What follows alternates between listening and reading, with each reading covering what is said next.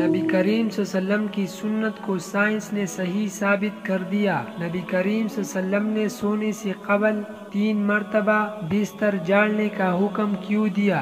سائنسدانوں نے تحقیق کی تو نتائج نے سب کو حیران کر دیا۔ اسلام ایک مکمل ضابطہ حیات ہے اور اس میں زندگی کے ہر پہلو سے متعلق رہنمائی موجود ہے۔ ہماری پیاری نبی کریم صلی اللہ علیہ وسلم نے آج سے 1400 سال قبل جو سنت اختیار کی تھی اور اس پر عمل پیرا ہونے کا حکم دیا تھا، آج سائنس بھی ان احکامات کو درست تسلیم کر رہے ہیں۔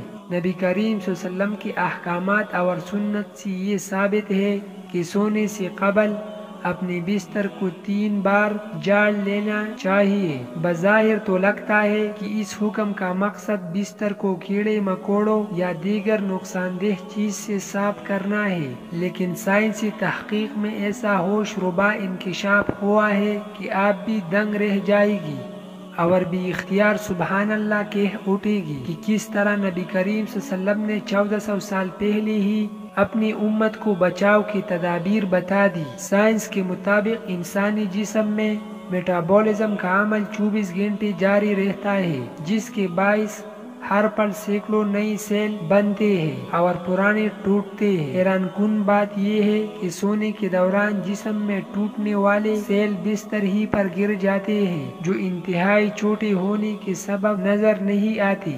اگر بستر کو بغیر جاڑے اس پر سونے کے لیے لیٹ جائے تو یہ مردہ سیل جسم میں داخل ہو کر کئی مہلک بیماریوں کا سبب بنتے ہیں، اور سائنس نے بھی یہ ثابت کیا ہے کہ ان مردہ سیلوں کو صاف کرنے کے لیے بستر کو کم از کم 3 بار جاڑنا لازمی ہے، اور ایسا کرنے سے خطرہ ٹل جاتا ہے۔